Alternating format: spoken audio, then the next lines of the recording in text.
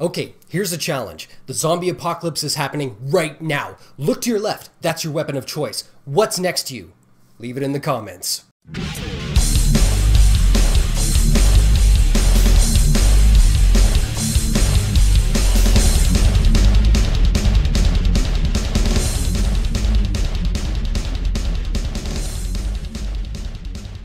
Hello, ladies and gentlemen. Welcome to another episode of DeepSeededGeek, the first in 2014. Hope you all had a wonderful holiday and thank you for coming back and checking out the show. Before we get started, of course, this is a very long episode. For some of you, you want to get to the good stuff. If you want to, in the show description notes, you'll find little chapter headings with timestamps. If you click on those, you'll be taken away right to the section that you want to see right away, be it the gaming news, what I'm playing, or my opinion piece of the week. So, now that you know the rules and regulations of how this works, let's get on to some gaming news.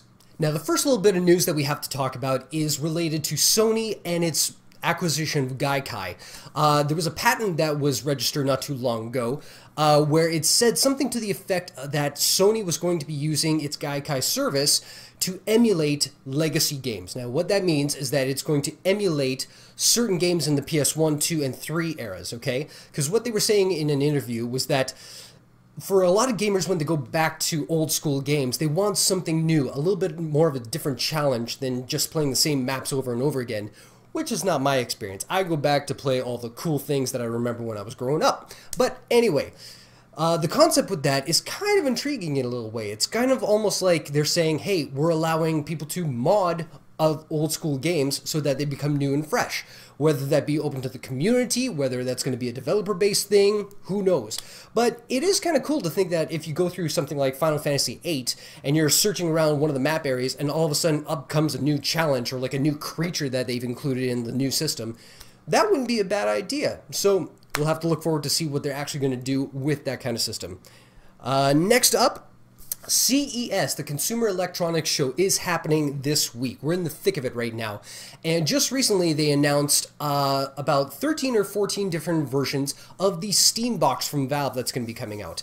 Now, the models that they were showing off were from outsourced companies. So people like Falcon Northwest, I believe, Origin, there was also Alienware as well, and a bunch of big name companies that are really high-tech into creating custom computers. Now, the thing is that we were all waiting with bated breath to see what is going to be the standard for these kind of systems. And not to brag or anything like that, but my computer system pretty much trounces all the low-end computer rigs that they were having for the Steam box itself, the Steam OS. So if they're trying to sell me on upgrading my computer to one of these systems, I don't know that they're really hitting the mark with me on the low end. Even on the high end, as cool as all the nooks and crannies and the bells and whistles that they have installed in them, the price ranges are outrageous, okay? So take, for example, the lowest cost for a base unit for any of these Steam boxes that I found was $500. That's a starting point, okay? And that's less than any kind of high-grade PC or even medium-grade PC that we have nowadays. So, and on the other end of the spectrum, the most expensive one was $6,000, okay? For like something that's equivalent to what I have right now. So I'm not seeing how that really benefits me as a gamer. That's not going to convince home console users to switch over to a PC gaming unit, in my opinion. But keep in mind, we have not seen a direct system from Valve themselves. So maybe they're coming out with a system that will just blow all these other competitors out of the water or make them think twice about their pricing structure. We'll have to wait and see. But it is kind of cool to see all these new systems kind of come out and what is actually in the Steam box. Next up was another announcement on the heels of the CES show, was that there is going to be a brand new Aliens franchise movie. Video game. Where are we? DeepSeededGeek. Okay, we're video games. But good news, it's not going to be handled by Gearbox. Now, they've been great for certain games, but a lot of other games they really suck at. People like champion Gearbox for things like Borderlands and Borderlands 2, of course, but they forget like big heap and heffload of their game library really sucks, the big one. But anyway, I'm getting off topic. The new franchise called Alien Infestation? What is it called? Alien Isolation. There we go. I forget the name of the studio that's behind it, so give me a second here. While I blab along, we're going to scroll through the news. It was, oh shoot, what was the name? Oh yes, Creative Assembly. They are going to be doing Alien Isolation, of course. And there was a little bit of a gameplay teaser for it. Now, aside, if you think about like previous Aliens games where it's either Aliens versus Predator or Aliens Colonial Marines or any of those type of things, you're always the Marine guy or the Predator against a whole horde of alien creatures like James Cameron's film. This particular game, on the other hand, takes its notes and keys from Alien, the Ridley Scott version, which in my opinion is the better of the two films. Precisely because it makes you feel that isolation, hence the name, and that helplessness that you are in space. So the basic idea is that Ripley has blown the, what was it called? The Nostromo? Whatever. Anyway, her ship from Alien, that's been destroyed. She's been missing for 15 years, and they have sent, the company who sent Ripley off in the first place, they are sending her daughter, 15 years older now, to go in search for the black blocks? Batting 1,000 today, people. Black box of the shipwreck. So she's going to find out where her mother might have been. Maybe they found her body, what happened on the whole system, and then an alien kind of encounter happens. So it's you alone in a space station with an alien coming at you. So it has hints of things like Amnesia, The Dark Descent, Dead Space. Yeah, so it looked pretty cool. And again, we're all high hopes for a decent Alien video game, much like we're hoping for a decent Superman video game. Fingers crossed, everybody. And last but certainly not least is the news that came out of the CES conference from Sony, once again, where they finally talk about their Gaikai streaming service and what their plans are with it. Well, they've announced that it is going to be rebranded called PlayStation Now. And what it's going to be is, of course, a streaming gaming networks system, so to speak. Let's try that again. A game streaming network. There it is. And of course, you'll be able to play back catalog titles, PS3, PS2, PS1 on your PS4 and PS3 streaming through the cloud. Now, one of the things that goes beyond that is that not only will you be able to stream legacy games onto the next gen and current gen consoles, or I guess they're both current gen right now, but you will also be able to branch that off to be streaming on PlayStation Vita, TVs that you can incorporate that through streaming, tablets, and smartphones. So imagine that PlayStation 1, 2, 3 games can be played on your iPhone or your iPad or your Android device or smart TVs or anything like that without the use of a PlayStation system.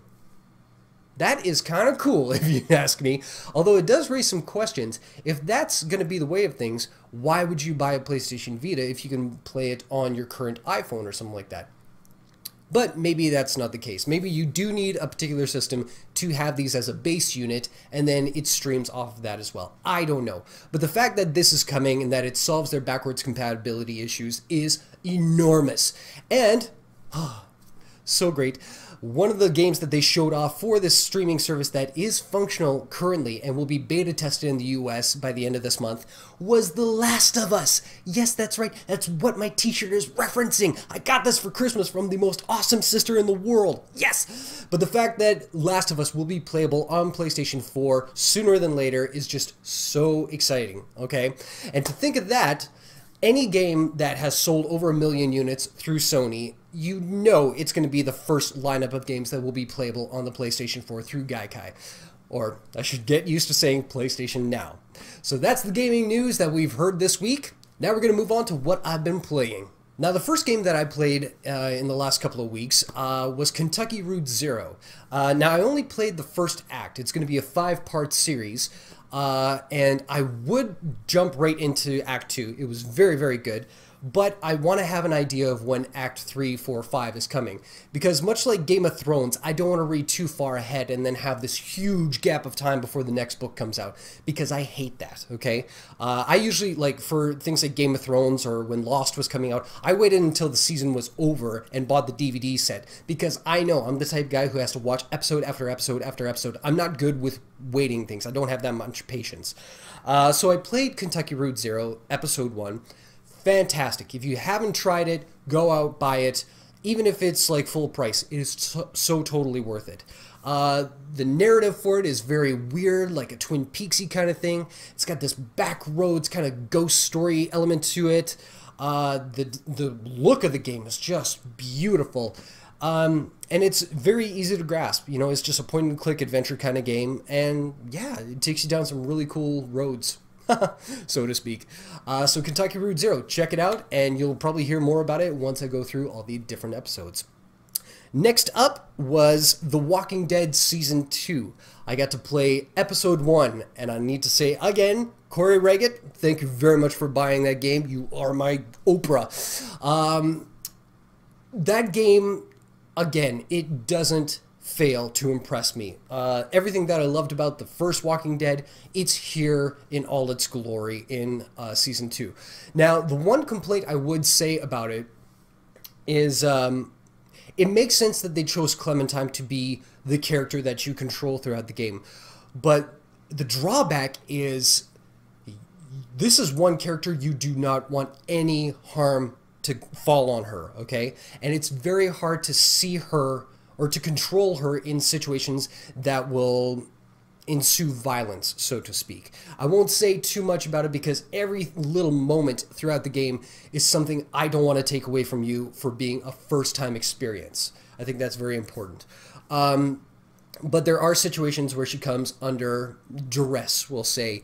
And when it's a QuickTime event kind of thing, you can't help but like slap the crap out of your keyboard or mash the buttons because you don't want to see that screen where it says, ooh, fatality, Clementine, decapitated. You know, you don't ever want to see that.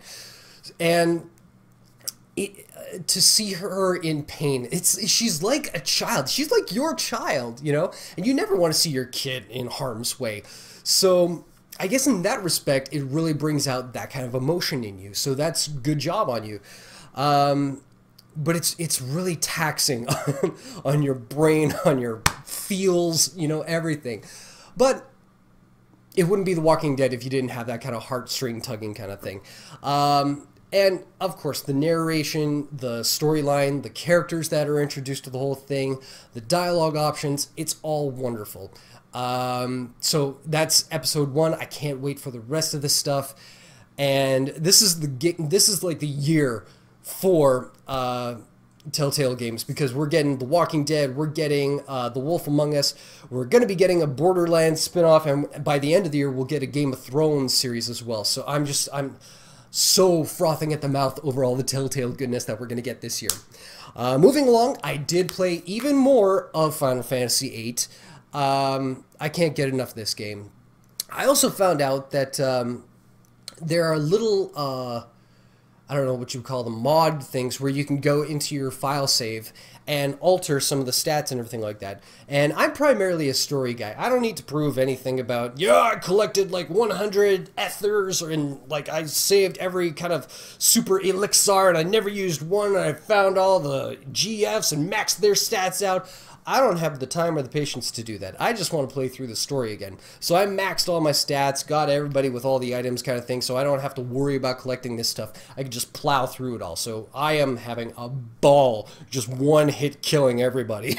So I can get through the story and just see how gorgeous this game has been with the HD upgrade. It's fantastic. I'm about 10 hours into the game. I'm on disc 2, if you can think it that way, and I've just passed the prison level, which is by far the worst level created in the entire game, and also I destroyed the missile base, and now I'm back at Balam, and they're up and floating across the ocean. So that's where I'm at in the game. If you know all that, if you know what I'm talking about, you know how much I love this game. Anyway, the last game on the list is something I really want to talk about in depth. I am playing Fire Emblem Awakening, because this Christmas, thanks to very generous clients and their gratuities, I bought a 3DS, and I am freaking loving this. I'll admit, when the 3DS came out, I thought it was kind of gimmicky. I never tried it, never held it, never played it, anything like that. But that 3D effect on there is something to behold, people. That is really damn cool. And I'm not a huge Mario fan, and most of the Nintendo DS games that come out, they're kind of cutesy, and I'm not really geared towards that. But this Fire Emblem Awakening game, holy crap, it's got the gameplay stylings of something like XCOM, with like a visual novel kind of narrative going on.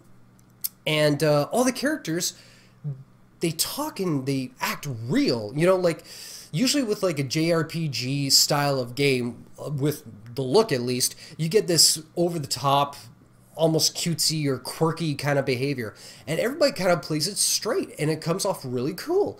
There's a huge roster of characters that you can choose from and upgrade, and the cool thing is you can build up relationships. Right now, I've married all my favorite characters off to the ones that I think are cool, but even that's, you can choose whoever to marry whoever or get hooked up with whoever, and that'll go from a marriage to having kids and so on and so forth, and that's just intriguing to me. But as a story kind of line, that would be one thing. But the gameplay is top-notch as well. It's a very turn-based, grid kind of strategy game. And I love it. I love XCOM, and this is right up that kind of alley.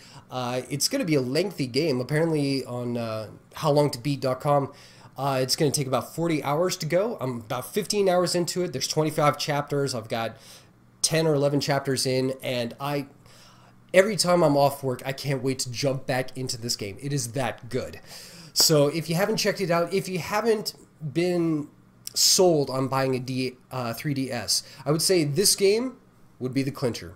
For the Wii, Skyward Sword was the thing that grabbed me, and I don't regret plunking however much I plunked down on a Wii just to play Skyward Sword. I would say same thing for the 3DS. If you're concerned about dropping that much cash on it, buy Fire Emblem Awakening, and it will be totally worth it. But enough about that. Let's move on to my discussion topic of the week. So just before the holidays, I played through a game which made it onto my top games of 2013 called The Swapper. If you haven't played this game, I highly recommend you going and checking out. I think it's only $15, goes on sale quite a lot. I think this week it's actually on sale for about $5. So if you can snag it, do so. It's about a 4-hour game. If you put some real time and effort into it, maybe you'll crack it out to like about 6 hours. It's totally worth it. Beautiful game altogether, but one scene in particular in the game really hit me hard, okay? It was very early in the game. The main gameplay of this video game is that you have the ability to create clones of yourself, up to a maximum, I think, 4 clones. And basically, you use these clones to trigger certain areas in the game that you don't have access to, okay? So if there's a ledge and there's a button there that will open a certain door, you can walk up, make a clone to stand on that, and then you can pass through the door, okay? Now, I had no problem with that kind of concept until I got to one area where I had to jump down and tag a button to open a door on the other side of the room. But in order to get out, I couldn't jump up and carry on. So I created a clone, and that clone could carry on. But what hit me was that that's me down there. I left the real me behind.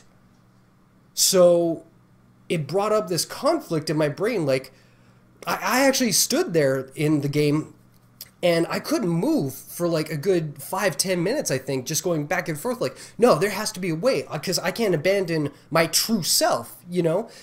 And once I finally got over that fact, it still kind of stung a little bit that essentially right then and there, I abandoned myself. I allowed myself to die, so to speak. And for whatever reason, it just hit my brain, and it was so visceral in a way. Skip to maybe about 40 minutes into the game, and there became a level where the only way to move on was to go up vertically. And the only way to do that was to make a clone in the middle of the, like, about a few feet above your head, switch your control to that clone, have that clone create another clone, switch to that clone, and do a ladder effect, essentially letting every clone below you fall to their death. And so it hit me in such a profound way that it took me right back to that feeling of being a little kid, like 5 or 6, and finally getting the concept of death, and that we are all eventually going to die. I know, it seems so weird that a video game brought me back to that place, but it did, to the point where I had to put the controller down, just walk away, because I was going to start choking the tears and everything like that. It was so huge. It hit me so hard. And from that, it got me thinking about death in video games.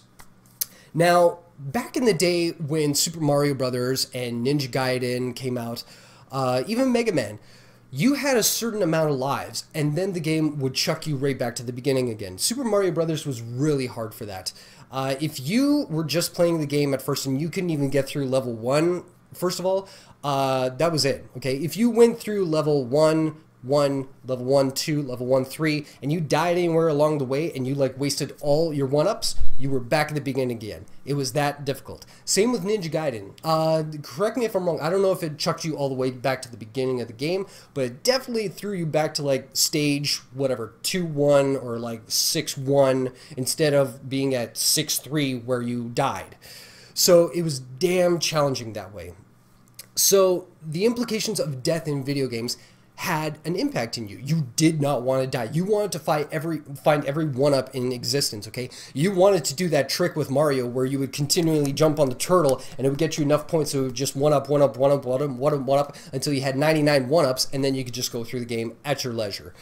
But now we come along to games nowadays where vast majority of the ones where they have like a story to tell, like Uncharted, Metal Gear, those games, you die, it's just you pick right up where you died and away you go. No implications, no penalty or anything like that. Cut to other games such as Demon's Souls or XCOM, like we were talking about before, or DayZ, where if you die, whoo, you are going to be punished, okay? Now, that begs the question to me, how important is the role of death in video games? I mean, for something like Fire Emblem Awakening, they give you the option. You could play it old school, where if your character, your very unique character that you may meet along the path of the entire game, if he dies, that's it. That character is gone for good, and you will never have any relationships, you will never have any benefits, you will never know their story, okay? They are dead. Or you could play it casually, and if they fall in battle, that's fine. They'll just dust themselves off and they'll be good to go for the next one. Personally, I chose that because I want to know everybody's storyline. If I go back and play another replay, I'll probably play Legacy just to see how crushing it will be to lose these characters.